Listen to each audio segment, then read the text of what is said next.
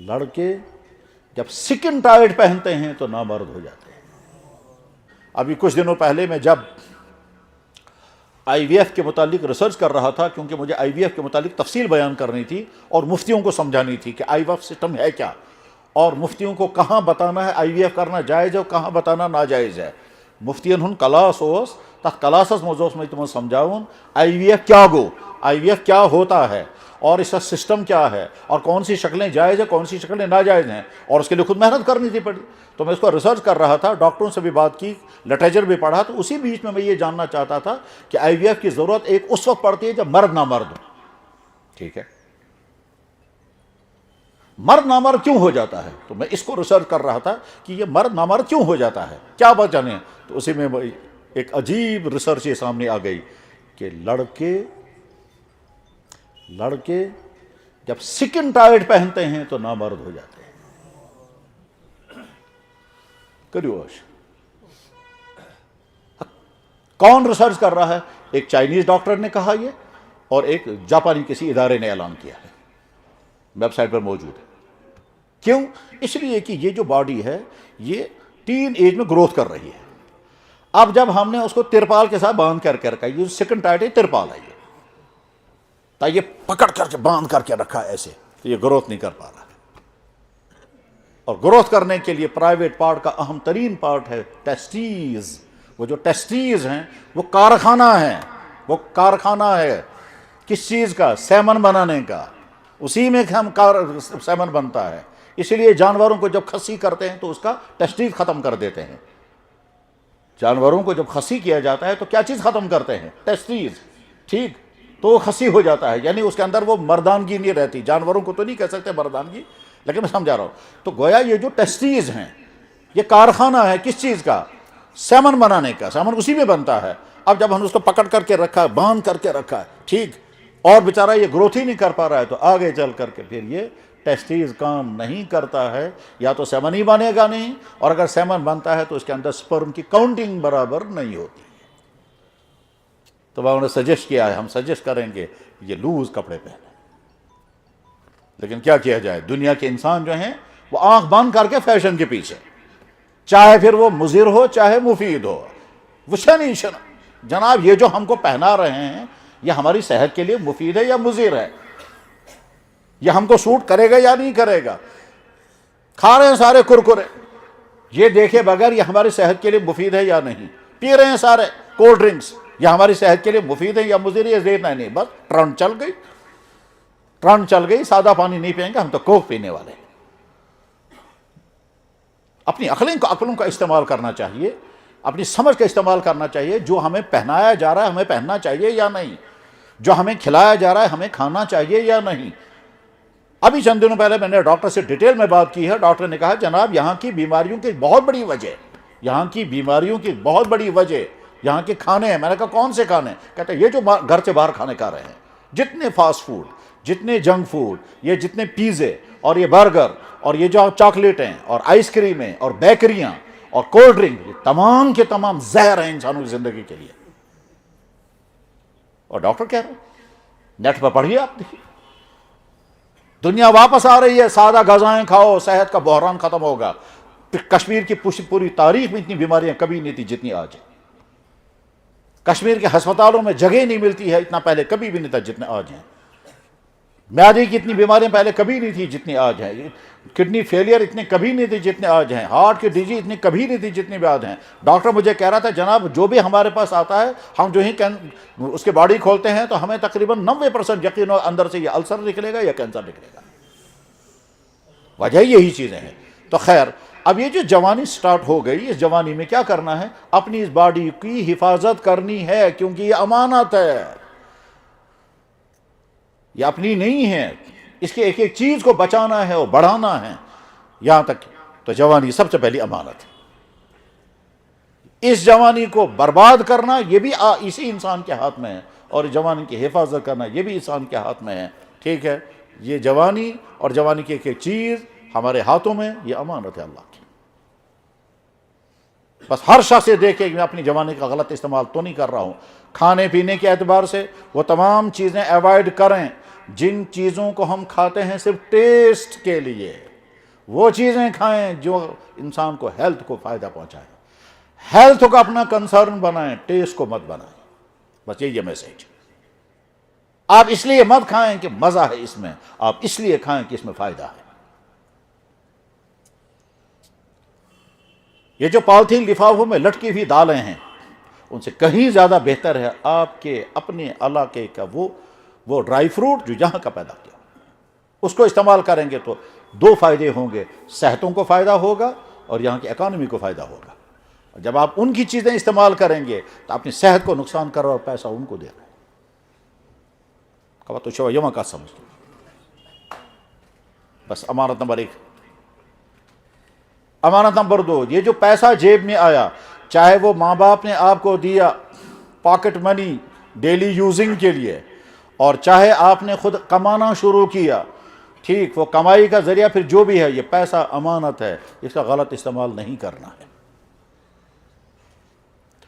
ٹھیک اسی طرح سے عہدہ مل گیا. یہ عہدہ کیا ہوتا ہے؟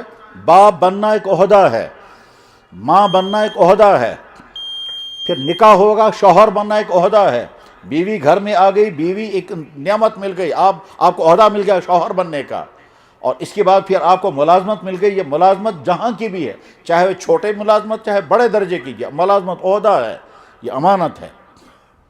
فرمایا جناب رسول اکرم صلی اللہ علیہ وسلم نے مؤذن امانت دار ہے، یعنی یہ جو اذان کا کام آپ کے حوالے ہو گیا یہ عہدہ ہے.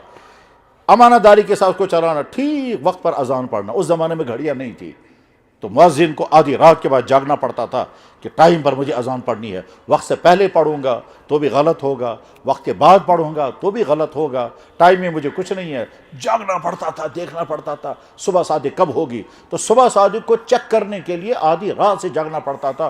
مؤذنوں کے لیے بڑی قربانی لگتی تھی کہ صاحب آپ کو جاگ کر رکھنا ہے، کیونکہ اگر دیر ہو جائے گی تو اذان وقت پر نہیں ہوگی، بہت سارے لوگوں کا روزہ خراب ہوگا، بہت سارے لوگ تہجد نہیں پڑھ، اور اگر پہلے یہ پڑھو گے تو بھی غلط ہوگا. تو آپ نے فرمایا المؤذن مؤتمن، اذان دینے والا مؤتمن امانت دار ہے. تو اللہ کے نبی نے اذان کے عہدے کو امانت، نماز پڑھانا اس سے بڑا امانت، اس سے بڑا عہدہ ہے. امامت کا عہدہ مل گیا، یہ امانت ہے. اب امام صاحب کو سوچنا ہے مجھے اس امانت کا حق ادا کرنا ہے، مجھے تقوی کے ساتھ نماز پڑھانی ہے، میرا علم صحیح ہونا چاہیے، میرا قرآن صحیح ہونا چاہیے، مجھے اچھی طرح سے ایسی نماز پڑھانی ہے جو یہ قبول ہونے کے لائق ہو. ایسا نہ ہو کہ میری امامت کی وجہ سے مقتدیوں کی نماز خراب ہو جائے. امام کو سمجھنا ہے میرے پاس جو امامت ہے یہ امانت ہے میرے پاس. ٹھیک اسی طرح سے بیان کرنے والا کرسی پر بیٹھا ہے، یہ امانت ہے ہمارے پاس، اس امانت کا حق ادا کرنا ہے. جناب آپ مسجد کی انتظامیہ کے پریزیڈنٹ بن گئے، عہدہ جوڑ جائیے، آپ امانت دار بن گئے، آپ کے کندھوں پر بوجھ آ گیا. یتیم خانے کا منتظم امانت دار ہے، مدرسے کا محتمم امانت دار ہے، ملک کا سربراہ امانت دار ہے، گورنر امانت ہے اس کے کندھوں پر. ہر چیز اسلام میں امانت ہے. ان آنکھوں کا استعمال زندگی بھر کرنا یہ امانت ہے. اس لیے اللہ کے نبی نے فرمایا دعا کرتے ہوئے، یا اللہ میری آنکھ خیانت نہ کرے. خیانت کا لفظ استعمال کیا آنکھ کے متعلق. کیا مطلب اس کا؟ یعنی آنکھ اگر غلط دیکھے گی تو اس کو آپ نے خیانت فرمایا. اللہ کے نبی دعا کرتے تھے، یا اللہ میرے دل کو نفاق سے پاک رکھنا. اللہ کے نبی تو معصوم تھے. یا اللہ میری زبان کو جھوٹ سے پاک رکھنا. اللہ کے نبی کہاں جھوٹ بولتے؟ پھر اللہ کے نبی نے فرمایا، یا اللہ میرے عمل کو ریا سے پاک رکھنا. اور آگے فرمایا وعینی من الخیانہ، اللہم طہر قلبی من النفاق، یا اللہ میرا دل نفاق سے پاک ہونا چاہیے. ولسانی من الکذب، اور میری زبان جھوٹ بولنے سے پاک رہنی چاہیے. وعملی من الریا، اور میرا عمل ریا سے پاک ہونا چاہیے. وعینی من الخیانہ، اور میری آنکھ خیانت سے پاک رہنی چاہیے. تو آنکھ کا غلط دیکھنا اللہ کے نبی نے کو خیانت کہا. یہ تو آج کے مردوں کے لیے سب سے بڑا امتحان ہے، اور ہم سب کے لیے. ایسا نہیں ہے کہ ہمارا وہ نوجوان بیچارہ جو سڑک پر ہے، جو کالج میں ہے، جو دفتر میں ہے، جو ہاسپٹل میں ہے، جو سکول میں، انہیں نہیں، ہر مرد کے لیے امتحان ہے. یا مولانا صاحب کو بھی امتحان ہے، پیر صاحب کو بھی امتحان ہے، بزرگ صاحب کو بھی، بوڑھے کو بھی، جوان کو بھی. ٹھیک ہے، ٹوپی اور داڑھی والے کو بھی ہے، سیکنڈ ٹائٹ والے کو بھی ہے. یہ سب کا امتحان ہے آنکھ کا. کیونکہ ہماری بیٹیاں، ہماری مائیں پھر رہی ہیں فیشن کر کے، سیکنڈ ٹائٹ پہن کر پھر رہی ہیں، بہت زیادہ میک اپ کر کے، اور ہر جگہ دخل ہے. ایک طرف سے بے پردگی کا سیلاب ہے، اور دوسری طرف سے مردوں کے امتحان. ایک مسلمان یورپ میں ایک خاتون نے اسلام قبول کیا، مسلمان ملک کا تھا، اب اس کا نکاح اس کے ساتھ ہوا. مسلمان کے دینی لیول کم تھی، جب اس نے اسلام قبول کیا تو اس کی دینی لیول اوپر آ گئی. ٹھیک ہے، اس نے پردہ شروع کیا. نہیں، وہ پردہ نہیں کرنا چاہ رہی تھی، تو شوہر نے کہا دیکھو تم پردہ کرو. اس نے کہا باقی تو ٹھیک ہے، عبایا میں پہنوں گی مگر میں پورا پردہ نہیں کر سکتی. تو شوہر نے ایک دفعہ کہا آپ کو معلوم ہے پردہ کرنے کا نتیجہ کیا نکلتا ہے؟ اس نے کہا کیا نکلتا ہے؟ کہتا پردہ کرنے کا نتیجہ یہ نکلتا ہے کہ اگر ہماری یہ بیٹیاں، ہماری مائیں پردہ کریں گی تو مرد گناہ سے بچ جاتے ہیں، اور اگر آپ پردہ نہیں کرو گے تو تمہاری وجہ سے نہ جانے کتنے مرد گناہ میں پھنس جائے. اس نے کہا یہ تو عجیب بات آپ نے کہی، اس کا مطلب میں جب پردہ کروں گی تو میں نے بہت سارے مردوں کو گناہ سے بچا لیا؟ کہنے لگا ہاں. کہنے لگا آج اسے میں پردہ کر دیا. اور واقعی یہی ہے کہ جناب والا ہماری بیٹیاں، ہماری بہنیں اپنا شوق پورا کر رہی ہیں. کیا شوق پورا کر رہی ہیں؟ زیادہ سے زیادہ ننگا ہونا ہے، زیادہ سے زیادہ مردوں کی نقالی کرنی ہے، زیادہ سے زیادہ میک اپ کر کے پھرنا ہے اور خوش ہونا ہے میں کچھ ہوں، اور اس کے نتیجے میں مردوں کو گناہ. تو جب سوال آتا ہے یار ہم اپنی آنکھوں کی حفاظت کیسے کریں گے؟ یہ آنکھ امانت ہے، اس آنکھ کا غلط استعمال نہیں کرنا ہے، مگر بچنا بے انتہا مشکل ہے. تو حل کیا ہے؟ اس کا حل، اس کے کئی سارے حل ہیں. ان حل میں سے ایک حل یہ ہے اپنے آپ سے کہنا ہے آج تک تم نے ہزاروں مرتبہ دیکھا ہوگا ہزاروں خواتین کو، ملا کچھ نہیں، ملتا کچھ نہیں. پھر اپنے آپ سے کہنا ہے آپ کو دیکھنے کا شوق ہے، میں آپ کو سڑک پر کھڑا کروں گا، اس سڑک پر کھڑا کروں گا جہاں زیادہ سے زیادہ خواتین گزر رہی ہوں گی، اور ہر قسم کی خواتین جہاں گزر رہی ہوں گی وہاں کھڑے ہو کر کے میں دیکھتے رہنا شام تک، اور شام کو مجھے رپورٹ دینا فائدہ کیا کیا ہوا. اپنے آپ سے کہیں. اور جب کھڑے اندر والا دل کہے گا ملتا کچھ نہیں ہے، شام کو کہنا پھر جب ملتا کچھ نہیں تو آج کے بعد کبھی مت دیکھنا، آج کے بعد میں دیکھنے نہیں دوں گا. یا دوسرا علاج ہے کہ جب کسی نامحرم کو دیکھیں تو فوراً سوچیں میں اس کو دیکھ کر خوش ہو رہا ہوں اور اللہ مجھے دیکھ کر ناراض ہو رہا ہے. ایٹ اے ٹائم دو چیزیں ہو رہی ہیں.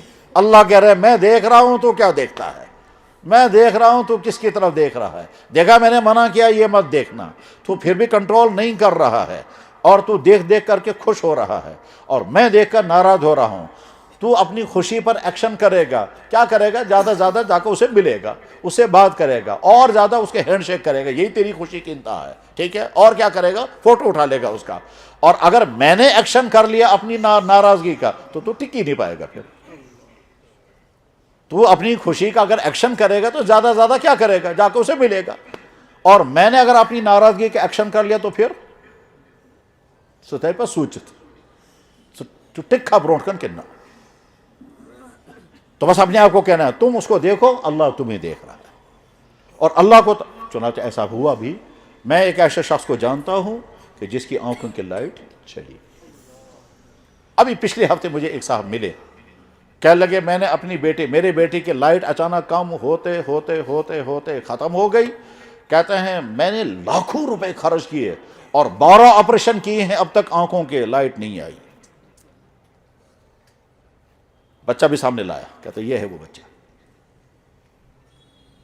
12 آپریشن جس کی آنکھوں کے ہوئے ہوں گے، لاکھوں روپے خرچ کیے. کہنے لگا میں کہاں نہیں گیا، میں قبرستانوں پر بھی گیا، مزاروں پر بھی گیا، اجمیر بھی گیا، نظام الدین اولیاء گیا. میں نے تمام ہندوستان کے تمام بڑے بڑے آئی ہاسپٹل میں نے مدراس میں اس کو 3 مہینے چیک اپ کرایا، چنڈی گڑھ میں، دلی 12 آپریشن کیے ہیں. ہندوستان کے تمام ٹاپ کے آئی اسپیشلسٹ کے ساتھ علاج کرایا تاکہ میرے بچے کی لائٹ واپس آ جائے. نہیں آئی تو اللہ کو طاقت ہے. بہرحال میرے بھائیوں، ہمارے پاس سب کچھ امانت ہے، امانت ہے. میں اگر مفتی ہوں تو یہ مفتی کا عہدہ امانت ہے، اس کا غلط استعمال مجھ سے نہیں ہونا چاہیے. میں اگر کسی مسجد کا پریزیڈنٹ ہوں تو یہ عہدہ امانت ہے، اس کا صحیح حق ادا کرنا ہے. میں اگر کسی مدرسے کا محتمم صاحب ہوں تو یہ امانت ہے میرے پاس. اور اگر میں کسی سکول کا پرنسپل ہوں، یہ عہدہ میرے پاس امانت ہے. اس سکول کا سٹاف صحیح کام کرنا چاہیے، اس سکول کے بچے صحیح بننے چاہیے. جناب والا ہر چیز امانت ہے. ہمارے سکول کا وہ ٹیچر جس کی ذمہ داری ہے وہ مڈ ڈے میل کا انتظام کرنا بچوں کے لیے، یہ امانت ہے آپ کے پاس۔ جو ہمارا افسر ہے جس کا کام ہے فنڈز پاس کرنا، وہ امانت ہے آپ کے پاس۔ جو ہمارا جج جو کرسی پر بیٹھا فیصلہ لکھ رہا ہے، یہ امانت ہے۔ آپ وکیل ہیں، آپ کے پاس کیس آیا، یہ امانت ہے آپ کے پاس۔ آپ ڈاکٹر ہیں، یہ پیشنٹ آپ کے پاس امانت ہے۔ ہر چیز امانت ہے، ہر چیز امانت ہے، اور اس امانت کا اللہ کے ہاں حساب دینا ہے۔ ہر آدمی اپنے آپ کو دیکھے میرے پاس کیا کیا ہے، یہ امانت ہے میرے پاس۔ ایک آدمی باپ ہے، باپ ہونا عہدہ ہے، امانت ہے۔ بچے تمہارے پاس امانت ہے، یہ بنیں گے یا بگڑیں گے۔ تم ابھی جوانی میں ہو، تمہارا نکاح بھی نہیں ہوا، یہ جوانی تمہارے پاس امانت ہے، اس کا غلط استعمال نہیں کرنا ہے، کیونکہ آگے چل کر تمہارا نکاح ہوگا، تم کو اپنی بیوی کا حقوق ادا کرنے ہیں۔ یہ صحت ہمارے پاس امانت ہے، ہم وہ چیزیں نہیں کریں گے جس کی وجہ پہ یہ صحت برباد ہو جائے۔ ہم اپنے امانوں کا خیانت نہیں کر سکتے۔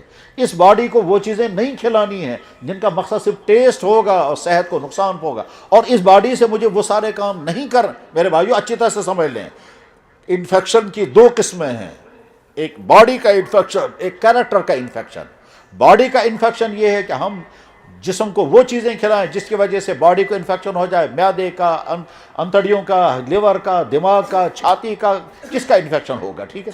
کیریکٹر کا انفیکشن یہ ہے کہ آپ غلط تعلقات میں پھنس جائیں، آپ غصے والے بن جائیں، آپ کی عادتیں بری ہو جائیں، آپ فضول خرچی کرنے لگیں۔ کیریکٹر کا انفیکشن یہ ہے کہ آپ لوگوں پر ظلم کرنے والے بنیں، لوٹ مار کرنے والے بنیں، دھوکہ دینے والے بنیں، آپ اپنا دماغ کو استعمال کریں گے تگڑم کرنے کے لیے۔ یہ اس کا مطلب یہ ہے کہ کیریکٹر کا انفیکشن ہے، اور یہ امانت کے خلاف۔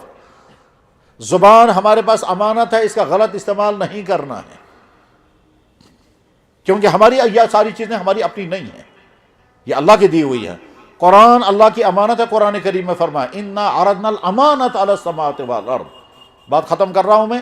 ہر انسان جس کے پاس کوئی عہدہ ہے وہ سمجھے کہ میرے پاس یہ امانت ہے، اس کا مجھے غلط استعمال نہیں کرنا ہے، چاہے عہدہ گورنمنٹ کا ہو، چاہے پرائیویٹ ہو، چاہے دین کا ہو، چاہے عام دنیاوی عہدہ ہو۔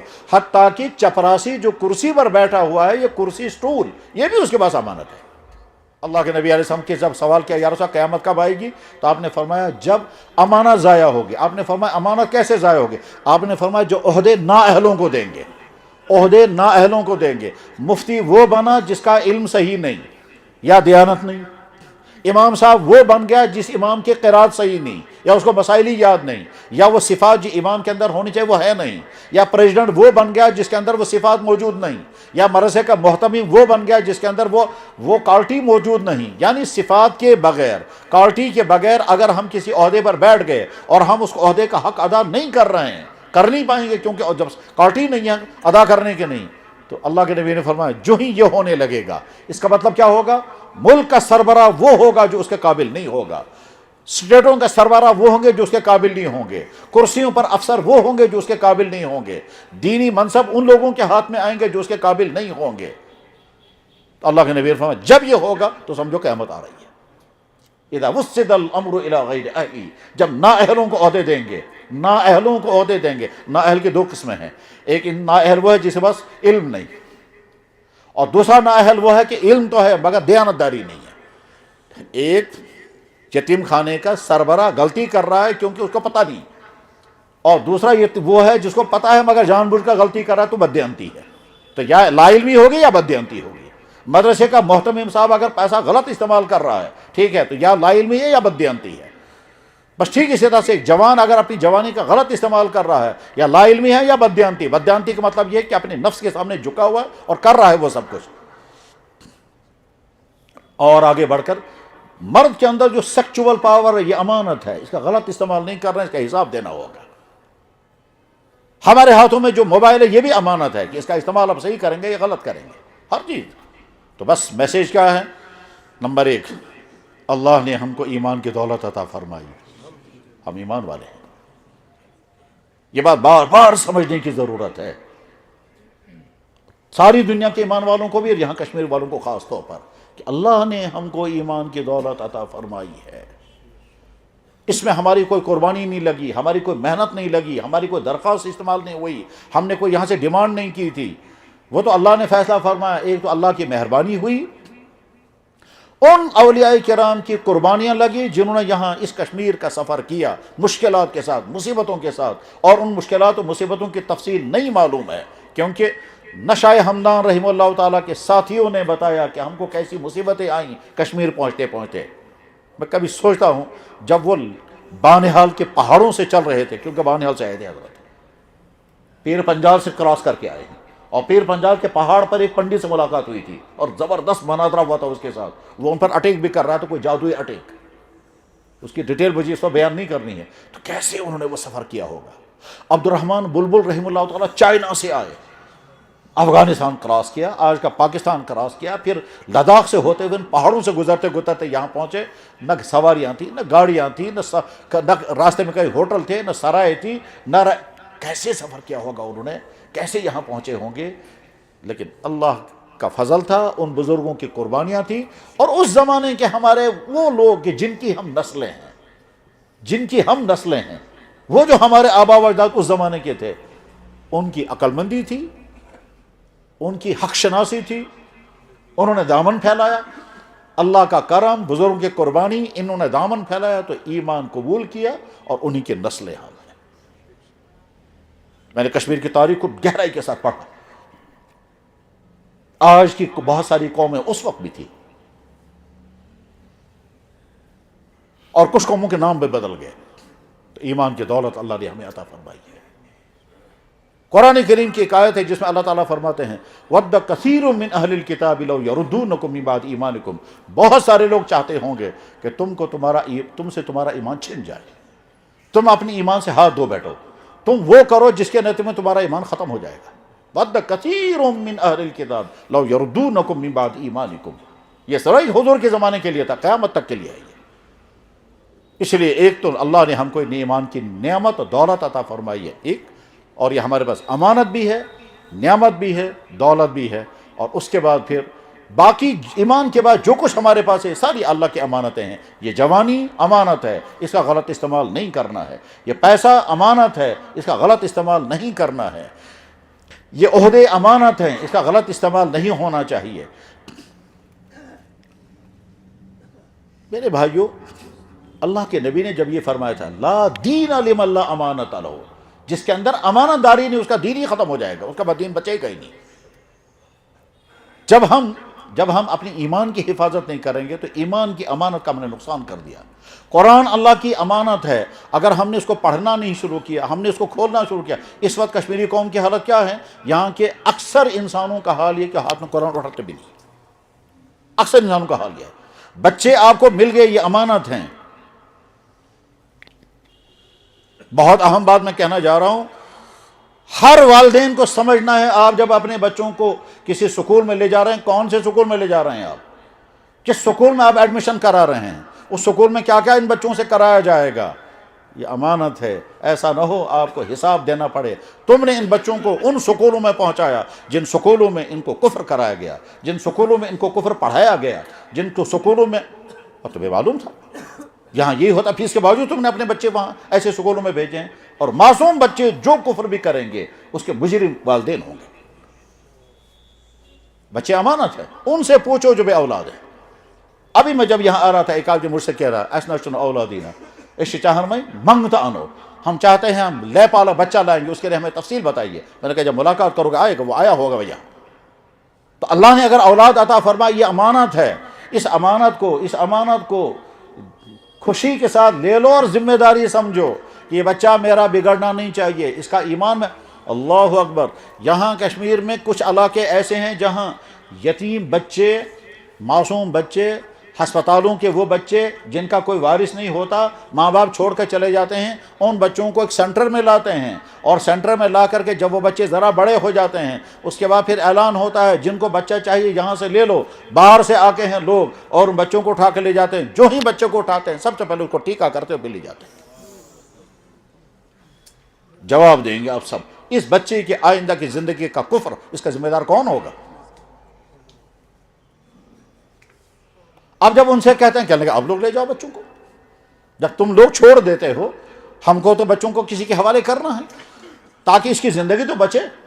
और अगर तुम्हें ज़्यादा इनकी ईमान फिक्र है, खुद ले लो आकर के। मेरे भाइयों, अल्लाह ने हमको ईमान अमानतें ही अमानतें अता फरमाई हैं। ماں باپ امانت ہیں جب تک وہ زندہ ہیں، جب وہ چلے جائیں گے پھر تڑپو گے، پچھتاؤ گے، ہائے وہ زندہ ہوتے میں ایسی خدمت کرتا۔ شوہر یہ سمجھے میری بیوی امانت ہے، ایسا نہ ہو جب وہ مر جائے گی تب پتہ چلے گا، اس وقت آپ نہیں۔ بیویوں کو سوچنا چاہیے میرا شوہر میرے پاس امانت ہے، جب تک یہ ہے مجھے قدر کرنی، ایسا نہ ہو کہ اس کے بعد میں تڑپتی رہوں گی۔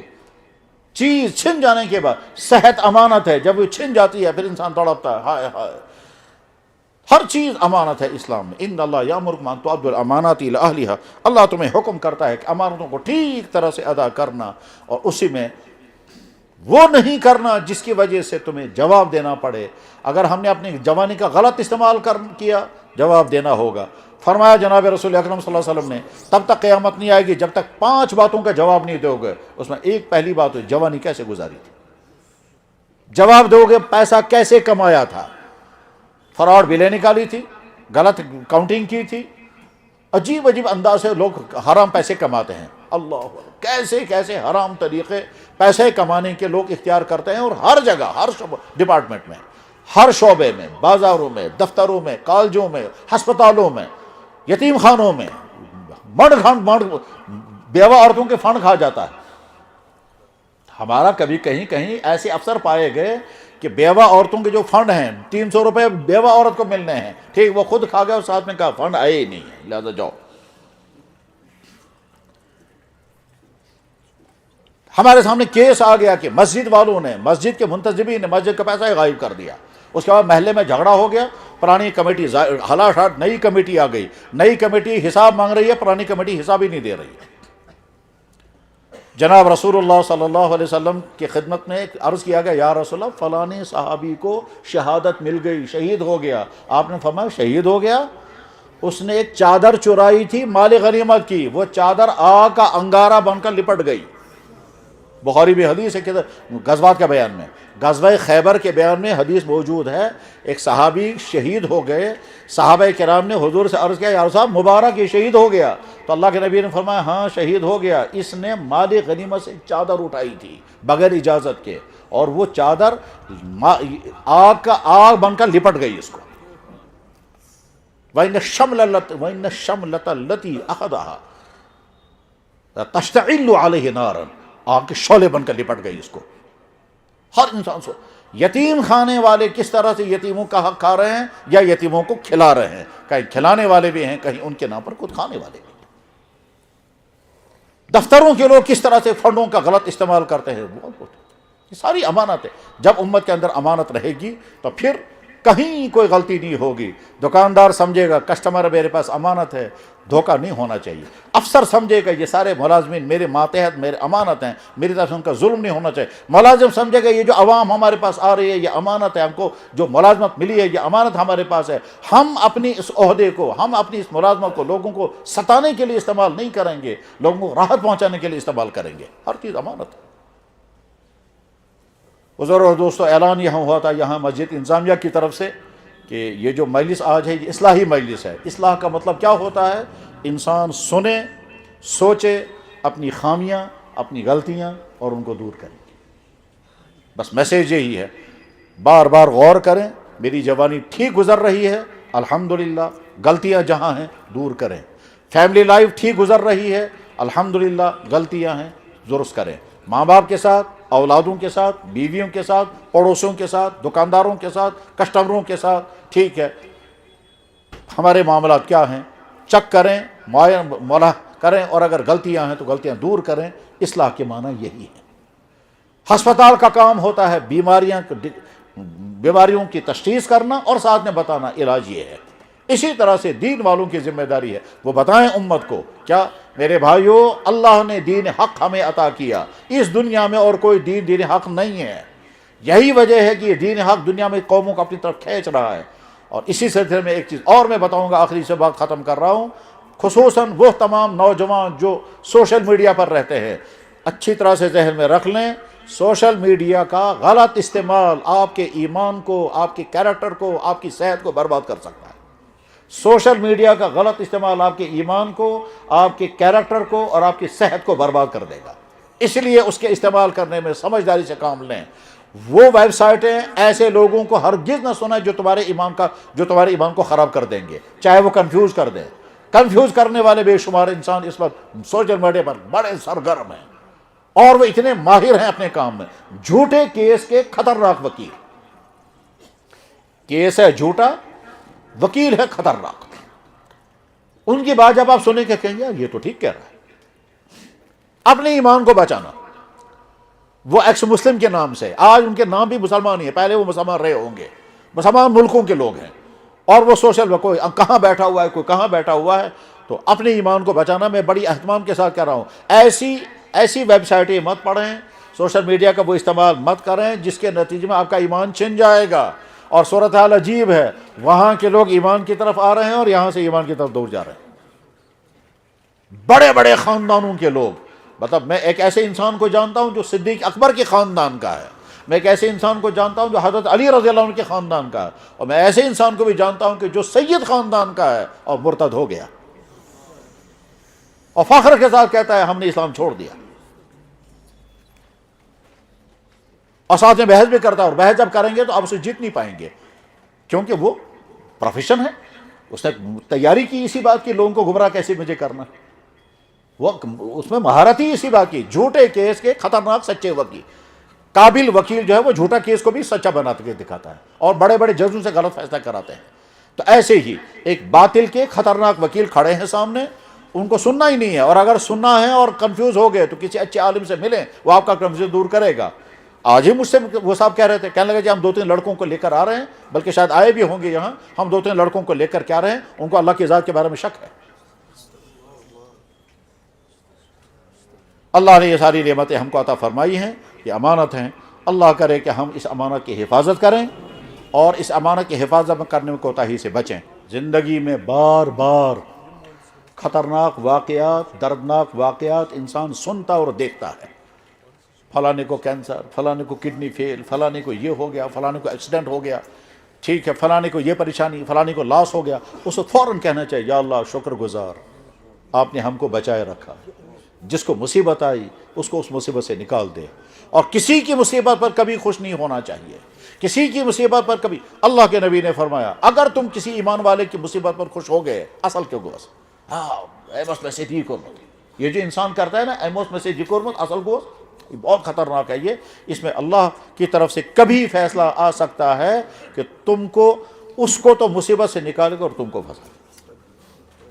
فوراً کہنا چاہیے یا اللہ جس کو مصیبت ہی آئی ہے یا اللہ اس پر رحم۔ آپ نے ابھی سنا ہسپتال میں فلانا بیمار، کیا سا دلیل دم ایکسیڈنٹ کو مت، ہائی ہائی ہائی ہائی کرنے کے بجائے فوراً کہو یا اللہ میں شکر پڑھتا ہوں آپ نے میری حفاظت فرمائی، جس کے بارے میں نے سنا اس پر میں رحم فرما۔ یہ سکھایا ہم کو جناب رسول اکرم صلی اللہ علیہ وسلم نے۔ دعا یہ ہے الحمدللہ الذی عافانی مما ابتلاہ فیہ، شکر کرتا ہوں اس اللہ کا جس نے مجھے بچایا اس مصیبت سے جس مصیبت میں فلاں مبتلا ہو گیا۔ عام طور پر لوگ یہ سمجھتے ہیں، عموماً چیمان یہ سمجھیں کہ دوسرے کی چیز ہمارے پاس ہو اور ہم ٹھیک طرح سے اس کو واپس جب پہنچائیں گے تو کہیں گے یوس امانت ہم نے واپس کر دی۔ دوسرے کی چیز ہمارے ہاتھ میں آئے، مثلاً ایک آدمی نے آپ کو کہا گاڑی آپ کے آنگن میں رکھیں گے، آپ نے اجازت دے دی، گاڑی اس نے آپ کے آنگن میں رکھی، 3 دن کے بعد وہ گاڑی لے کر گیا، آپ نے اس کی گاڑی کو کوئی نقصان نہیں پہنچایا، ٹھیک۔ ایک آدمی نے ہمارے پاس کوئی چیز رکھی، ہم نے اس کو خراب کر دیا تو کہے گا سکرت امانت میں خیانت۔ ایک آدمی نے ہمارے پاس پیسہ رکھا اور ہم نے پیسہ اس کی اجازت کے بغیر خرچ کر دیا تو کہیں گے امانت میں خیانت ہو گئی۔ یہ ہے ہمارے ہاں کا مفہوم، لیکن اسلام میں یہ مفہوم اتنا نہیں ہے، اسلام میں بہت وسیع مفہوم ہے۔ میں ان آیتوں کا پہلے ترجمہ کرتا ہوں، پھر حدیث کا ترجمہ کرتا ہوں، پھر موضوع سمجھانے کی کوشش کروں گا۔ اللہ تعالیٰ فرماتے ہیں اللہ تمہیں حکم دیتا ہے امانتیں ادا کرنا، ان اللہ یأمرکم ان تؤدوا الامانات الی اہلہا۔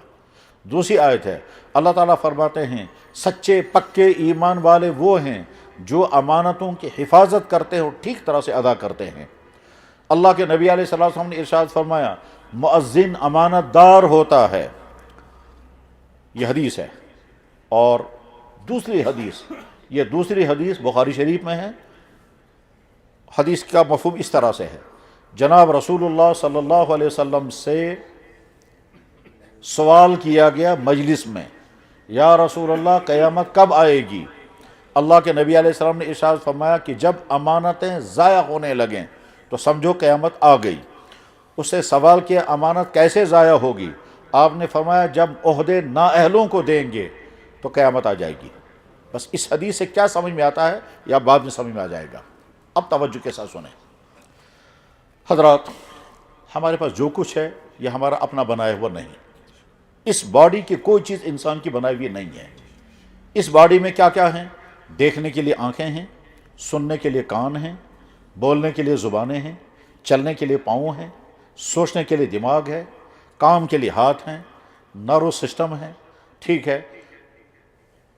مردوں اور عورتوں میں ایموشنز بھی ہیں، فیلنگ بھی ہیں، سیکچول پاور بھی ہیں۔ یہ ساری چیزیں جتنی بھی ہیں ان میں سے کوئی چیز ہماری اپنی بنائی ہوئی نہیں ہے۔ نیند ہمیں آتی ہے، وہ نیند ہمارے کنٹرول کی چیز نہیں ہے۔ اگر دینے والا نیند نہ دے تو ساری راتیں کروٹیں بدلتے رہیں گے، نیند نہیں آئے گی، ٹھیک ہے۔ بھوک لگنا بھی ہمارے کنٹرول میں نہیں ہے، کھانا کھانے کے بعد بھوک مٹ جائے وہ بھی ہمارے کنٹرول میں نہیں ہے۔ کبھی ایسا بھی ہوتا ہے کہ کھانا کھانے کے بعد بھی بھوک نہیں مٹتی، اور کبھی ایسا بھی ہوتا ہے پانی پینے کے بعد بھی پیاس نہیں بھیگتی۔ کبھی ایسا بھی ہوتا ہے کہ پیشاب کرنے کے باوجود بھی اطمینان نہیں ہوتا ہے کہ پیشاب میں نے کر لیا۔ کھانا کھانے کے بعد اشتہا ختم ہو جانا، مال ختم کا سن، یہ بھی ہمارے کنٹرول میں نہیں ہے۔ یہ سب کچھ اوپر سے دیا ہوا ہے، اس میں کوئی چیز ہماری اپنی نہیں ہے۔ نہ آنکھ ہماری اپنی بنائی ہوئی، نہ کان ہمارے اپنے بنائے ہوئے، نہ ہاتھ ہمارے، کوئی چیز ہماری اپنی بنائی ہوئی نہیں ہے۔ اور اگر انسان کے اپنی اختیار میں ہوتا بنانا تو دنیا میں کوئی اب نارمل نہ ہوتا پھر۔ اور اب نارملوں کو دیکھنا ہو تو جا کر کے ہسپتالوں میں دیکھیں، مینٹل ہسپتال میں جا کر کے دیکھیں لوگ کیسے مینٹل ڈس آرڈر ہیں، بڑے ہسپتالوں میں جا کر کے دیکھیں کیسے معذور بچے ہیں۔ تو غرض یہ کہ ہماری باڈی کی کوئی چیز ہماری اپنی بنائی ہوئی نہیں ہے، دینے والا، پیدا کرنے والا کوئی اور ہے۔ اس کے بعد دنیا میں آ کر کے اگر ہم نے تعلیم پڑھی، تعلیم پڑھنے کے لیے دماغ چاہیے تو وہ دماغ ہمارا اپنا نہیں ہے، وہ کسی نے دیا۔ اس کے بعد گھر میں سورسز تھے، اس کے بعد ہم نے تعلیم پڑھی، تعلیم پڑھنے کے بعد اگر ہم ڈگری والے بن گئے، کوئی حافظ بنا، کوئی قاری بنا، کوئی عالم بنا، کوئی مفتی بنا، کوئی سکالر بنا، کوئی گریجویٹ بنا، کوئی پوسٹ گریجویٹ، کس نے ماسٹرز کی ڈگری کی، حتیٰ کہ کس نے پی ایچ ڈی کیا، ڈبل پی ایچ ڈی کیا، کوئی انجینئر بنا، کوئی لائر بنا، جو آدمی جو بنا اس کے لیے وہ سورسز اور اس کے لیے وہ دماغ اور وہ سب کچھ اس کا اپنا پیدا کیا ہوا نہیں ہے، کسی اور نے دیا ہے۔ ہمارے جیب میں اگر پیسہ آیا ہے تو یہ پیسہ خود ہمارا نہیں ہے، ہمارے اندر کچھ صلاحیتیں پیدا ہوئی ہیں، اس کے بعد ہم نے پیسہ کمایا۔ تو مطلب کیا ہوا؟ مطلب یہ ہوا ہماری یہ جوانی امانت، ہماری یہ زندگی امانت، اس جوانی میں آنکھیں وہ بھی امانت، اس زندگی کے اندر سننے والا کان وہ بھی امانت، سوچنے والا دماغ یہ بھی امانت، جیب میں جو پیسہ ہے یہ بھی امانت، باڈی کے اندر جو مردانگی ہے وہ بھی امانت، جسم کے اندر جو خوبصورتی ہے یہ بھی امانت، گھر ہے وہ بھی امانت، یہاں تک کہ اگر کوئی عہدہ مل گیا وہ بھی امانت۔ عہدہ چاہے ایک آدمی کو امام بن گیا، امامت عہدہ ہے، یہ امانت ہے۔ ایک آدمی مسجد کا پریزیڈنٹ بن گیا، یہ پریزیڈنسی، یہ امانت ہے۔ ایک آدمی یتیم خانے کا سربراہ بن گیا، یہ امانت ہے۔ ایک آدمی کرسی والا بن گیا، یہ امانت ہے۔ اور ایک آدمی ملک کا سربراہ بن گیا، یہ امانت ہے۔ ہر چیز امانت ہے، ہر چیز امانت ہے، کیونکہ کوئی چیز ہماری اپنی بنائی ہوئی نہیں ہے۔ ہمارے دین کا کنسپشن یہ ہے کہ انسانوں تمہارے پاس جو کچھ ہے یہ اللہ کی امانت تمہارے پاس ہے۔ اللہ یہ دیکھ رہے ہیں، میں نے اس کو دیا ہے، میں دیکھوں گا یہ استعمال کیسے کرے گا، اور اس لیے تمہیں ایک ایک چیز کا حساب دینا ہے۔ ان امانتوں میں سب سے پہلی امانت جو ہے وہ جوانی ہے۔ کیوں امانت جوانی؟ اس لیے کہ سٹارٹ یہیں سے ہوتا ہے۔ انسان کی زندگی کے 4 پورشن ہیں، انسان کی زندگی کے 4 سٹیج ہیں۔ پورشن نمبر 1 ماں کے پیٹ میں، وہ ہے 9 مہینے، وہ انسان کے کنٹرول کی چیز نہیں، انسان اس میں کچھ نہیں کر سکتا۔ نہ اللہ کو ہمارے ہیلپ کی ضرورت، نہ اللہ ہمارا انٹرفیئر برداشت کرے گا، نہ ہمارا کوئی سجیشن لے گا، نہ کوئی کمی تھی تو ہم وہاں سے یہاں سے اس میں وہ کمی کو برا، نہ ہی کچھ نہیں ہوگا۔ اس میں تو صرف اللہ کا نظام یہ ہے کہ مرد اور عورت کا نطفہ، عورت کے مرد اور عورت کا نطفہ، مرد کا سیمن، عورت کا ایگ، یہ دونوں ایک خاص قسم کے ملاپ کے نتیجے میں عورت کے پیٹ میں رحم میں جمع ہو گئے، بس اتنا ہی، اس کے بعد آگے کچھ نہیں کر سکتا انسان۔ اللہ فرماتے ہیں افرأیتم ما تمنون اانتم تخلقونہ ام نحن الخالقون، تم نے کیا ہے؟ تم نے صرف اتنا کیا، منی کا قطرہ اپنی باڈی سے نکال کر اس کی باڈی تک پہنچایا، اور وہ بھی تب پہنچایا جب میں نے سارا سسٹم رکھا تھا۔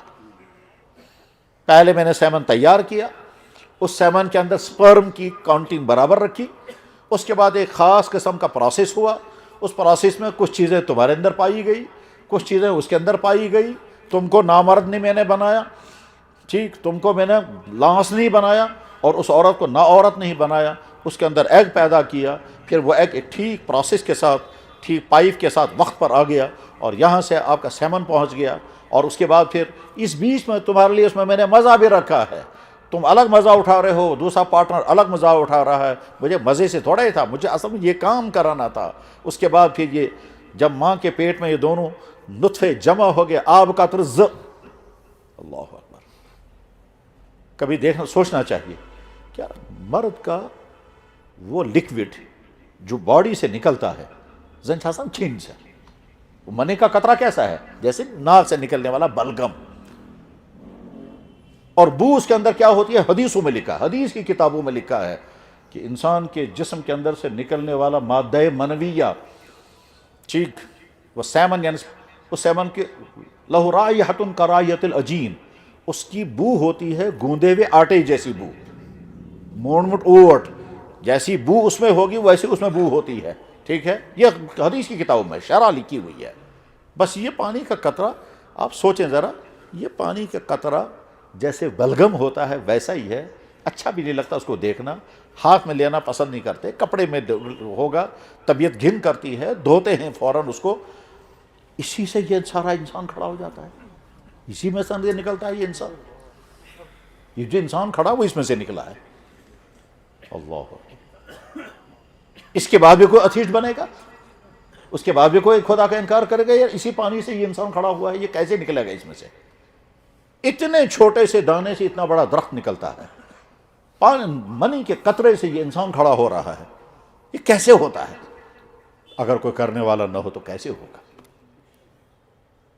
بہرحال تو یہ جو باڈی کے اندر تیار، یہ اللہ کے پیدا، تو جب یہ انسان ماں کے پیٹ میں تھا تو وہاں تو ہمارا وہاں کچھ نہیں، اللہ نے جو چاہا وہ بنے گا، جیسا چاہا ویسا بنے گا، شکل اس اللہ نے بنائی، مرد بنایا، عورت بنایا، نارمل رکھا، ایب نارمل رکھا، جو چاہا اللہ نے بنا، ٹھیک 9 مہینے کے بعد باہر آ گیا، اور 9 مہینے کے بعد باہر آ گئے، یہ پہلا پورشن زندگی کا ختم ہو گیا، اس میں انسان کا کچھ نہیں ہے۔ ہاں، آپ صرف آج کے زمانے میں جا کر ٹیسٹ کریں گے، الٹرا ساؤنڈ کریں گے، اور بار بار الٹرا ساؤنڈ کریں گے، پھر ڈاکٹر کہتے ہیں ہارٹ بن رہا ہے، یعنی 5 ویک ہو گئے، 7 ویک ہو گئے، بس ویکنگ کے ساتھ، اور کبھی ڈاکٹر کہے گا اب نارمل ہے بچہ، ایبارٹ کر دو، کبھی مسکیریج ہو جائے گا، کبھی کچھ ہوگا، لیکن انسان آگے اس کمی کو دور نہیں کر سکتا۔ اگر ماں کے پیٹ میں کوئی کمی رہ گئی، ڈاکٹر جو ہیں وہ تھوڑا سا علاج تو کر سکتے ہیں، لیکن نہیں۔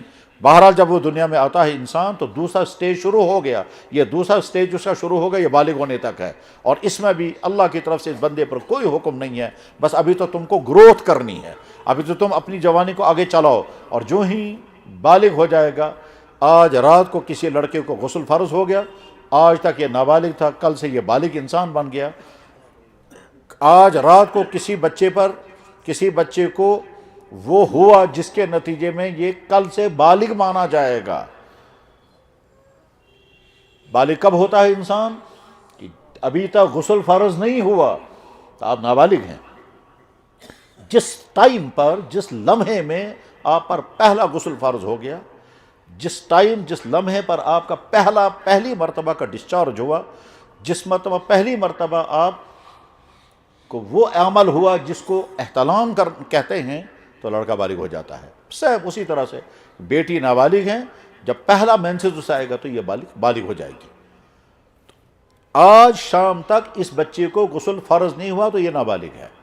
رات کو یہ سویا، رات کے 3 بجے پہلی مرتبہ اس کو غسل فرض ہو گیا، تو صبح فجر کی نماز پر یہ جب اٹھے گا تو یہ بالغ انسان ہے۔ کل رات اس نے مغرب کی نماز نہیں پڑھی، کوئی جرم نہیں، آج فجر کی نماز نہیں پڑھے گا تو مجرم، کیونکہ بالغ بن گیا، تو نئی زندگی سٹارٹ ہو گئی۔ زندگی کا تیسرا سٹیج، اور یہی سب سے اہم ترین معاملہ، یہاں سے اب آپ باقاعدہ بالغ ہیں۔ کل رات اللہ نے آپ کو نہیں کہا اقیم الصلاۃ، نماز پڑھو، آج صبح اللہ فرمانے کھڑے ہو جاؤ نماز پڑھو۔ تم کل نابالغ تھے اس لیے میرا آرڈر نہیں آیا، آج تم بالغ ہو، میرا حکم آ گیا۔ کل رات اللہ نے یہ آپ کل شام اس نے ٹی وی پر گندے نامناسب سین دیکھے تھے، اللہ نے فرمایا ابھی تم نابالغ ہو، دیکھنا ٹھیک نہیں لیکن گنہگار نہیں ہو، اور اب فجر کے بعد جب آپ دیکھیں گے تو آپ مجرم بن جائیں گے، کیوں اب آپ بالغ ہو گئے، یعنی حلال و حرام کا سارا قانون آپ پر لاگو ہو گیا۔ جناب والا آج تک آپ نے جوائن نہیں کیا تھا، اس لیے آپ پر کوئی قانون لاگو نہیں ہوا تھا، آج کے بعد آپ نے جوائن کر لیا، اور کنٹونمنٹ ایریے میں اگر آپ آ گئے تو آپ کے لیے سارا قانون لاگو ہو گیا۔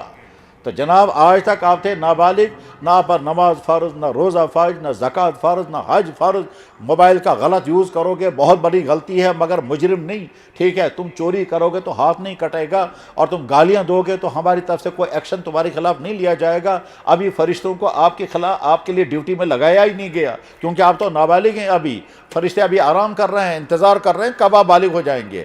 اور کل آج رات آپ پہلی مرتبہ بالغ ہو گئے، آج رات تم کو پہلی مرتبہ واقع لکم عمل الاحتلام، آج رات تم کو پہلی مرتبہ نائٹ فال ہوا ہے، آج تم کو پہلی مرتبہ مینسز کا واقعہ پیش آ گیا ہے، تم کو پہلے سمجھ بھی نہیں آیا یہ ہوا کیا، لیکن ہو گیا یہ واقعہ، تو صبح سے اب آپ بالغ ہیں، نماز بھی فرض ہے، روزہ بھی فرض ہے، پیسہ تمہارے پاس ہے تو زکوٰۃ بھی فرض ہے، اور اگر اور زیادہ پیسہ ہوگا تو حج بھی فرض ہو گیا۔ آج کے بعد تم ماں باپ کے سامنے بد کلامی کرو گے تو مجرم بن جاؤ گے، کل تم ماں باپ کو بد کلامی کر رہے تھے، ہم نے تم کو مجرم ڈکلیئر نہیں کیا کیونکہ تم نابالغ تھے، تو زندگی کا دوسرا پورشن سٹارٹ ہو گیا۔ اب اللہ تعالیٰ فرماتے دیکھو تم بالغ ہو گئے نا، اب تمہارا یہ ٹین ایج چل رہا ہے، اس ٹین ایج میں اپنی باڈی کی حفاظت کرنا، یہ گروتھ کر رہی ہے، اس گروتھ کرنے والی باڈی کو نقصان نہیں پہنچانا، کیونکہ آگے چل کر تم کو مرد بن کر زندگی گزارنی ہے، اور جب تم مرد بن کر زندگی گزارو گے اس کے لیے تم کو بالکل فل باڈی والا مرد چاہیے، اس باڈی کا فزیکل نقصان نہیں کرنا، اس باڈی کو ایسا مت کر، نہ اس کو گندی چیزیں کھلاؤ، نہ مضر صحت چیزیں کھلاؤ، ہر وہ چیز جس کی وجہ سے تمہارے اس گروتھنگ کو رکاوٹ آ جائے وہ نہیں کرنا۔ ہر بولنے والے کو چاہیے اپنی نیت ٹھیک کرے، اور ہر سننے والے کو بھی چاہیے کہ اپنی نیت ٹھیک کرے۔ پرت اکس بوزن ولس چاہے سو بوزن وول بت آسہ، نیت ٹھیک رکھنا ضروری۔ اکثر ایسا ہوتا ہے کہ نیت ٹھیک نہیں ہوتی ہے تو جتنا فائدہ ہونا چاہیے وہ فائدہ نہیں ہوتا۔ پھر نیت کیا ہونی چاہیے اور کیا نہیں ہونی چاہیے، کیا نہیں ہونی چاہیے۔ کبھی انسان سوچتا ہے بس ویسے تو بیکار بھی ہے، پھر وچو یم کیا بنا، اس کا مطلب آپ کی نیت ہے ہی نہیں صحیح، آپ تو چیک کرنے کے لیے آئے ہیں، بائی دی وے آ گئے۔ جس شوق کے ساتھ، جس جذبے کے ساتھ بیٹھنا چاہیے، سننا چاہیے، وہ گویا آپ کے اندر نہیں ہے۔ تو کچھ لوگوں میں تو یہ کچھ لوگوں کو یہ ہوتا ہے کہ اس وچو امس توگا بیان کروں کنہ، پھر وہ کمپیئر بھی کرتے ہیں کہ اس نے بھی بیان کیا، اس نے بھی بیان کیا، فلاں مولانا صاحب، فلاں خطیب صاحب اس طرح بیان کرتے ہیں، ان کا بیان اس سے اچھا ہے یا اس سے کمتر ہے، تو بیٹھنے والا جو ہے وہ نمبر دینے بیٹھتا ہے۔ سشاسن ذہنس مز ہم سن بیان زیادہ مزدار، یم سن چن خاص کہیں، اس کو زیادہ اچھا بولنا آتا ہے، یہ زیادہ نئی باتیں سناتا ہے، تو بس آدمی اسی چکر میں رہتا ہے کہ میں کمپیئر کرتا رہوں گا، تقابل کرتا رہوں گا، اس کا بیان کیسا ہوتا ہے، فلانے کا بیان کیسا ہوتا ہے، مزہ کس کے بیان میں آتا ہے، رونا کس کے بیان میں آتا ہے، نئی باتیں کس کے بیان میں معلوم ہوتی ہیں، یہ اور اسی طرح کی چیزیں۔ تو بس آدمی بعد میں جب واپس نکلتا ہے سوچتا ہے ایم کو اصل بیان نہ خاص کن کو خاص نہیں، بس یہی سوچتا رہے گا، نکل جائے گا۔ تو یہ نیت بھی ٹھیک نہیں ہے۔ نیت کیا ہونی چاہیے؟ نیت ہونی چاہیے کہ میں دین سننے کا محتاج ہوں، دین سننے کا ضرورت مند ہوں، دین سننے کا شوقین ہوں، اس وجہ سے کہ میں مسلمان ہوں، میں اللہ کا بندہ ہوں، میں اللہ کے نبی کا امتی ہوں، میرا دین اسلام ہے، دین اسلام مجھے سننا بھی ہے، سمجھنا بھی ہے، یاد بھی رکھنا ہے، اس پر عمل بھی کرنا ہے، لہذا میں اپنا دین سننے کے لیے بیٹھوں گا، اور توجہ کے ساتھ، شوق کے ساتھ، فکر کے ساتھ، یاد رکھنے کی ارادے کے ساتھ بیٹھ کر سنوں گا۔ پھر بیان کرنے والا جب بیان کرے گا تو بہت ساری چیزیں وہ ہوں گی جو مجھے آلریڈی پہلے سے معلوم ہیں، ٹھیک ہے، اگر اس نے ایسی بات بیان کی جو مجھے پہلے سے معلوم ہے تو میں چیک کروں گا میں اس پر عمل کر رہا ہوں یا نہیں، اگر میں اس پر عمل کر رہا ہوں تو میں خوش ہو جاؤں گا کہ جو چیز دین کے نام پر بیان کرنے والے نے بیان کی مجھے پہلے سے وہ معلوم بھی ہے اور اس پر میں عمل بھی کر رہا ہوں، تو الحمدللہ شکر ہے۔ اور آج میں نے پھر یہ بات سنی ہے تو آج میں پھر ارادہ کرتا ہوں، آج تک میں عمل کرتا رہا اور آئندہ بھی عمل کرتا رہوں گا۔ یہ سننے والے کو سوچنا چاہیے، اور اگر سننے والے نے کوئی ایسی بات سنی کہ جس پر وہ عمل نہیں کر رہا ہے تو فوراً اپنے آپ کو چیک کر کے بتانا ہے کہ دیکھو تم نے یہ بات پہلے بھی سنی تھی، آج پھر تم نے سنی، اور آج تم نے پھر سنی ہے مگر تم عمل اس پر نہیں کر رہے ہو، آج ارادہ کرو، ورنہ اللہ کو جواب نہیں دے سکتے۔ کیوں نہیں دے سکتے؟ اللہ تعالیٰ فرمائیں گے بار بار تیرے سامنے میری یہ بات آئی تھی، فلانے دن بھی فلانے میرے ایک بندے نے تو نے یہ بات سنائی تھی، اس کے باوجود تو نے عمل کیوں نہیں کیا؟ تو اس وقت میں کیا جواب دوں گا؟ پھر اپنے آپ سے لڑنا شروع کرنا ہے۔ بس یہاں سے میں ایک نئی بات سمجھا رہا ہوں، انسان کو ایک جنگ تو ہے جو دوسروں سے کرنی پڑتی ہے، اور ایک جنگ وہ ہے جو اپنے آپ سے کرنی پڑتی ہے۔ یہ اپنے آپ سے جنگ زیادہ مشکل ہے دوسروں کے مقابلے میں۔ میرا شوق کچھ اور ہے، اللہ کا حکم کچھ اور ہے، تو مجھے اپنے شوق سے جنگ کرنی ہے۔ میری تمنا کچھ اور ہے، اللہ کے نبی کا حکم کچھ اور ہے، مجھے اپنے لڑنا پڑے گا۔ میرا مفاد کچھ اور ہے، اللہ کا حکم کچھ اور ہے، مجھے لڑنا پڑے گا اپنے آپ سے۔ تو شیطان سے الگ لڑنا ہے، نفس سے الگ لڑنا ہے، ماحول سے الگ لڑنا ہے، ٹھیک، سوسائٹی کے اندر چلنے والی ٹرنڈ، سوسائٹی کے اندر چلنے والی ٹرنڈ، سوسائٹی کے اندر چلنے والا فیشن مجھے کہتا ہے تم بھی ایسے ہی بنو، اور اللہ کے نبی کا حکم مجھے کہتا ہے ایسا مت کرو، تو مجھے جنگ کرنی ہے اب، اور وہ کولڈ وار ہے، چھپی ہوئی جنگ ہے۔ تو اب جو ہی میں سنوں گا یہ بات تو مجھے اپنے آپ سے جنگ کرنی ہے، اور اس کے بعد پھر اندر سے شوق آئے گا کرو، اور یہاں سے میں نے اللہ کا حکم سنا، اللہ کے نبی کا حکم سنا مت کرو، تو اب یہ اس کے بعد پھر اپنے آپ سے کہنا ہے کہ بھائی صاحب یہ جو کچھ سنایا گیا، یہ اللہ اور اللہ کے نبی کا حکم سنایا گیا، اور تم یہ ماننے کے لیے تیار نہیں، کرنے کے لیے تیار نہیں ہو، ٹھیک ہے، اگر کل کو تم بیمار ہو جاؤ گے اور کوئی ڈاکٹر تمہیں کہے گا فلانی چیز استعمال مت کرنا، اس وقت کیا کرو گے تم؟ اس پنس پانس مانو، میں تھوڑا اور اس کو سمجھاؤں گا۔ جب بھی دین کی بات سننے کے لیے کسی مجلس میں بیٹھیں تو اچانک اندر ایک جنگ شروع ہو جاتی ہے۔ مثلا بیان کرنے والے نے بیان کیا، میں مثال بتاتا ہوں، ایک ہی مثال سے 3-4 چیزیں سمجھانے کی کوشش کروں گا۔ یہاں جو بیٹھ کر بیان کرنے والا ہے یا جائے اس جھوٹ بیان کرنا خطرہ، فرض کرتے ہیں اس نے مجھ سے حدیث پڑھی ہے، 30-40 سال ہو گئے ہم کو حدیث پڑھاتے ہیں، فرض کرتے ہیں اس نے ہم سے ہی پڑھا ہے، ہمارا وہ شاگرد ہے، اور وہ بیان کرنے کے لیے بیٹھا، اور ہم بھی سننے والوں میں، سامعین میں ہم بھی ہیں، تو مجھے اس وقت ذہن میں یہ نہیں آنا چاہیے یہ میرا اسٹوڈنٹ، میرا شاگرد، پڑھنا مجھے کیا اتنا ہے، میں دین، یہ کیا مجھے دین سنائے گا؟ نہیں، اس وقت مجھے طالب بن کر، محتاج بن کر اللہ کا دین شوق کے ساتھ سننے کے لیے بیٹھنا ہے۔ مجھے یہ نہیں دیکھنا ہے بیان کرنے والا کون ہے، مجھے یہ سوچنا چاہیے اس وقت کہ بیان کرنے والا اللہ کا اور اللہ کے نبی کے حکم سنانے کے لیے بیٹھا ہے۔ اب یہ جو بیٹھا ہوا ہے اس نے بیان شروع کیا، اس نے حدیث پڑھی، کوئی بھی حدیث، اتفاق یہ ہوگا کہ وہ حدیث میں نے ہی پڑھائی تھی اور یاد آ گیا مجھے، اتفاق سے اس دن اس کو میں نے ڈانٹ بھی دیا تھا، کیونکہ جب اس نے حدیث پڑھی تھی اس دن، تو جب اس نے خود عبارت پڑھی تو غلطی کھا گیا، تو استاد ہونے کے ناطے میں نے اس کو ڈانٹا، پھر اس کی عبارت صحیح کی، پھر اس کا ترجمہ صحیح کرایا، ٹھیک ہے، اور پھر اور بھی کچھ ہو گیا تھا، بس وہ سبق میں اس کو نیند آ رہی تھی تو ڈانٹ بھی دیا۔ یہ سارا واقعہ مجھے یاد آ گیا، اور ساتھ میں یہ بھی یاد آ گیا کہ یہ حدیث تو میں نے ہی پڑھائی اسے، اب وہی حدیث مجھے سنا رہا ہے۔ کیا سنا ہے اس نے؟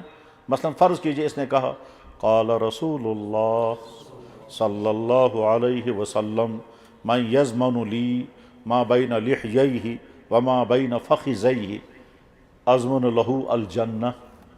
جو ہی اس نے یہ حدیث سنائی مجھے یاد آ گیا کہ یہ حدیث میں نے ہی پڑھائی تھی، میں نے اس کا ٹرانسلیشن کیا تھا، میں نے اس کی تھوڑی سی تشریح کی تھی، تو جو ہی میں نے یہ حدیث سنی ممکن ہے میرے دل میں خیال آئے گا میں نے حدیث پڑھائی، یہ کیا مجھے ترجمہ سنائے گا، یہ کیا اس کی تشریح کرے گا، میں ان کی موضوعات، تو میرا ذہن ہٹ جائے گا۔ اس کے مقابلے میں فوراً مجھے خیال آنا چاہیے یہ کرے گا ترجمہ، ترجمہ مجھے معلوم ہے، اس کے بعد اب مجھے بھی معلوم ہے اور یہ پھر ترجمہ کرے گا، اور اب اس حدیث سے میرے لیے ایک میسیج آ رہا ہے، تو مجھے فوراً چیک کرنا ہے کہ اس پر میں عمل کر رہا ہوں یا نہیں۔ اس وقت مجھے یہ خیال نہیں آنا چاہیے کہ یہ کیا بوزنائے میں حدیث، یہ کیا کر میں ترجم یہ کیا ہشنائے میں یہ چمون شاگرد۔ اس وقت مجھے خیال یہ آنا چاہیے کہ اس حدیث میں جو میرے لیے حکم ہے میں اس پر عمل کر رہا ہوں یا نہیں۔ اگر میں پچھلے 15-20 سال 20-30 سال سے یہ حدیث پڑھ رہا ہوں اور پڑھا رہا ہوں، اور آج پھر میرا شاگرد مجھے یہی حدیث سنا رہا ہے، سننے والوں میں بھی بیٹھا ہوں، تو مجھے تو چیک کرنا ہے نا اپنے آپ کو کہ میں اس پر عمل کر رہا ہوں یا نہیں۔ اب اس نے ترجمہ شروع کیا اور مجھے فکر چڑھ گیا کہ میں پانس میں چیک کروں میں اس پر عمل کر رہا ہوں یا نہیں۔ اس نے ترجمہ کیا، فرمایا جناب رسول اللہ صلی اللہ علیہ وسلم نے میں یضمن لی، جو مجھے گارنٹی دے گا، ما بین لحییہ، اس چیز کی جو دونوں جبڑوں کے بیچ میں ہے یعنی زبان، وما بین فخذیہ، اور اس چیز کی جو دونوں رانوں کے بیچ میں ہے پرائیویٹ پورشن، جو اس کی مجھے ضمانت دے گا یعنی ان کا غلط استعمال نہیں کرے گا، میں اس کو ضمانت دیتا ہوں وہ میرے ساتھ جنت میں آئے گا۔ تو مجھے فوراً سوچنا ہے کیا میں اس پوزیشن میں ہوں کہ میں قیامت کے دن اللہ کے نبی کے سامنے، اللہ کے سامنے کھڑے ہو کر کہتا ہوں یا اللہ میں ضمانت دے رہا ہوں میں نے اپنی زبان کا غلط استعمال نہیں کیا، میں ضمانت دے رہا ہوں میں نے اپنے پرائیویٹ پورشن کا غلط استعمال نہیں کیا، اور میں کیا ضمانت دوں گا؟ آپ کے پاس تو ساری دستاویز موجود ہے، آپ کے پاس تو سارا ریکارڈ موجود ہے، میرے فرشتوں کا لکھا ہوا ریکارڈ موجود ہے، لیکن آپ نے مجھ سے کہا ہے میں ضمانت دے رہا ہوں۔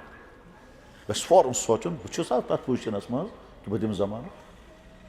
اب جب میں سوچ میں پڑ گیا تو مجھے اپنی ساری پیچھے زندگی ڈھونڈنی ہے، میں بالغ کب ہوا تھا، پھر اس کے بعد کیا ہوا ہے، پھر میں کیا کرتا رہا، اب ساری زندگی کو میں چیک کر رہا ہوں، میں مش کنجائی غلطی گمت سے۔ اسی میں سوچتے سوچتے مجھے خیال آیا فلاں دگن تو غلطی ہو گئی، وہ کیا بھائی، چاہے زبان سے چاہے، اور سوچتے سوچتے مجھے خیال آیا کہ نہیں، یہ جو دوسرا پارٹ ہے حدیث کا جس میں اللہ کے نبی نے فرمایا جو مجھے اس کی گارنٹی دے گا اس دوسرے پارٹ کی کہ اس کا غلط یوز نہیں کیا، تو میں نے سوچا زندگی بھر تو میں نے تو کبھی یہ غلطی نہیں کی ہے، تو مجھے خوشی ہو گئی، الحمدللہ الحمدللہ۔ دوسرا پارٹ وہ ہے جس کی میں گارنٹی دے سکتا ہوں، یا اللہ بہ کے ونت گارنٹی دے، اور میں کیا گارنٹی، آپ کے پاس ریکارڈ موجود ہے، پھر بھی آپ یہ نبی نے مجھ سے گارنٹی مانگی ہے، میں آج تک غلط استعمال کیا، آج کے بعد بھی نہیں کروں گا، اور اب کیا کروں گا، اب تو بڑھاپا شروع ہو گیا۔ لیکن پہلا والا پارٹ، میں نے بد کلامی تو نہیں کی، میں نے غیبت تو نہیں کی، میں نے کسی کو دکھ تو نہیں پہنچایا، میں نے چغل خوری تو نہیں کی، گانے تو نہیں گائے۔ اس زبان سے جتنے گناہ ہوتے ہیں، اور یہ سوچتے سوچتے مجھے خیال آیا کہ اللہ کے نبی نے ایک مرتبہ ایک صحابی سے فرمایا، جب انہوں نے کہا یا رسول اللہ مجھے آپ نصیحت کریں، تو آپ نے زبان پکڑ کر تھا اس کو کنٹرول میں رکھا۔ اب میں سوچ رہا ہوں میں اپنی زبان کو کنٹرول میں رکھوں گا یا نہیں۔ اب مجھے کہاں خیال رہے گا مولانا صاحب جو بیان کر رہا ہے اس توگا بیان کروں کہ نہ، مجھے تو سارا فکر سوار ہو گیا اپنا۔ سامعین کا مزاج یہ ہونا چاہیے، تو شکاتی میں سمجھ، جب بھی سامعین بن کے بیٹھیں گے تو یہ مزاج ہونا چاہیے کہ ایم کور بیان ات مز ون یہ بہ کرہا چک پانس بہ ات پہ عمل کرت کہ نہ، مے مش کوتا ہی، میں بس اخ خلاف کورمت۔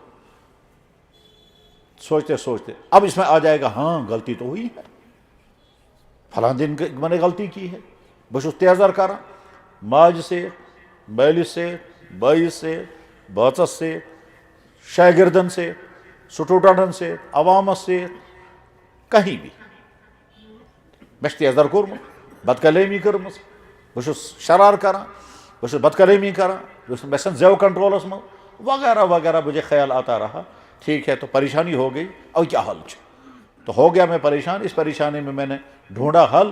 اب مجھے بتانے والے نے کہا کہیں ہر مسئلہ سنو، تم توبہ کرو اور اللہ سے معافی مانگو، اللہ کہتا ہے میں معاف کرنے کے لیے تیار ہوں، مگر آب دویم پریشانی کیا، میں زیو کنٹرولس میں روزان، بس نہ ہیکان پنس کرا، میں اپنے غصے کو قابو نہیں کر پاتا، غصہ مجھے دبا، تو اس کے بعد اس کا علاج ڈھونڈنا ہے، غصہ کیوں کنٹرول میں نہیں ہوتا۔ ایک دفعہ میرے پاس ایک آدمی آیا تو میں بہت واریاہ شرار کران، میں کنٹرول ہی روزان، میں تو بس کس سے تو گھر شرین بوچن سے، میں تو بس اچھا تم کو معلوم ہے یہ جو غصہ ہے نا بہت چالاک ہے. کیا اب اس کو کہاں سمجھ میں آئے گا چالاک ہے؟ میں نے کہا دیکھو، اگر تمہیں سڑک پر کوئی آدمی گاڑی سے نیچے اتار کر کے تمہارے ساتھ اگر بد کلامی کرے گا، ٹھیک، غصہ آتا ہے وہاں؟ میں نے کہا کیا کرو گے وہاں؟ کہتے چپ کریں گے، برداشت کریں گے. میں نے کہا یہ غصہ چالاک. وہاں وہ جانتا ہے اس کے سامنے اگر ٹکراؤں گا تو اور پریشانی آئے گی.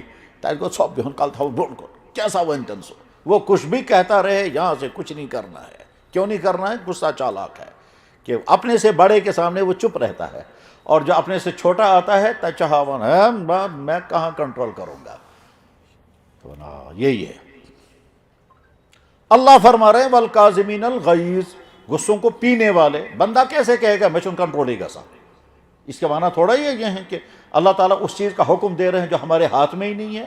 بندہ کہتا ہے جناب مشن کنٹرول ہی گسا، بہکے نشرہ کنٹرول کرے. کیوں نہیں کر سکتے؟ اللہ تو فرما رہے ہیں نا غصے کو قابو میں رکھو. والکاظمین الغیظ. میرے بھائیوں میں سمجھا رہا تھا کیا کہ بیان سننے کے لیے جب انسان بیٹھے اس وقت یہ نہیں دیکھنا چاہیے مولانا صاحب کون ہے، کہاں کا ہے، امس توگا کاشر بولن کن نہ، ٹھیک، ایم کر نہ امس گھس فوراً اتھی پر توجہ، ایم کس چیز. بالکل اسی طرح سے جیسے ہم ڈاکٹر کے پاس جب جائیں گے، ٹھیک ہے، تو وہاں ہم نہیں دیکھتے ہمس بیمارس کیا، ہمس کیا کلینک کیسا ہے، کیلنڈر کون سے لگے ہیں. نہیں، وہاں تو میرا کنسرن وہاں یہ ہے کہ ڈاکٹر ٹھیک طرح سے مجھے چیک اپ کرے. میرا کنسرن وہاں یہ ہے کہ میری بیماری کا ڈائیگنوز ہو جائے. میرا کنسرن یہ ہے کہ میں دوائی کو اچھی طرح سے یاد رکھوں گا، پھر پابندی کے ساتھ ٹائمنگ کے ساتھ میں دوائی کھاؤں گا. اور میرا کنسرن یہ ہے کہ مجھے اچھی طرح سے پتہ چلنا چاہیے پرہیز کا چیز کروں، اور جب میں باہر نکلوں گا تو اس پلان کے ساتھ نکلوں گا کہ پابندی سے دوائی بھی کھاؤں گا اور پابندی سے پرہیز بھی کروں گا. میں نے ڈاکٹر سے کہا میں نے پچھلے سال انہی دنوں میں مجھے ہارٹ اٹیک آیا، ٹھیک، میرے ایک شاگرد کو ہارٹ اٹیک آ گیا، وہ دنیا سے چلا گیا. مجھے ہارٹ اٹیک آیا، میں ٹھیک ہوں. اس کا مطلب یہ نہیں ہے کہ میرا کوئی کمال، یہ تو اللہ کا فیصلہ. تم اس خدا ٹائم تو سدھراؤ، میں خدا میں ٹائم تو اسی. مگر میں ڈاکٹر سے کہہ رہا تھا ابھی چند دن پہلے، میں نے کہا ڈاکٹر صاحب ایک چیز میں آپ کو بتاتا ہوں، اس دن سے لے کر آج تک میں نے ایک دن بھی دوائی مس نہیں کی. کاش میں جیسے آپ کو گارنٹی دے رہا ہوں میں نے ایک دن بھی دوائی مس نہیں کی. میں اللہ کو گارنٹی دیتا یا اللہ بالغ ہونے سے لے کر آج تک میں نے ایک دن کی نماز مس نہیں کی. کاش بات اس پوزیشنس مس. میں ڈاکٹر کو کہہ رہا ہوں جس دن سے آپ نے دوائی میری سٹارٹ کی اور آپ نے کہا تھا مس نہیں کرنا، میں نے اس دن سے آج تک ایک دن بھی مس نہیں کی. پورا سال ہو گیا ایک دن بھی شام کی دوائی میں نے مس نہیں کی. کاش باسات پوزیشنس مس بونا خدا ہے یا اللہ جس دن آپ نے مجھ پر نماز فرض کی ہے اس دن سے آج تک میں نے ایک دن بھی آپ کا آرڈر میں نے مس نہیں کیا. کاش باسات پوزیشنس مس، مگر چست نہیں ہوں اس پوزیشن میں.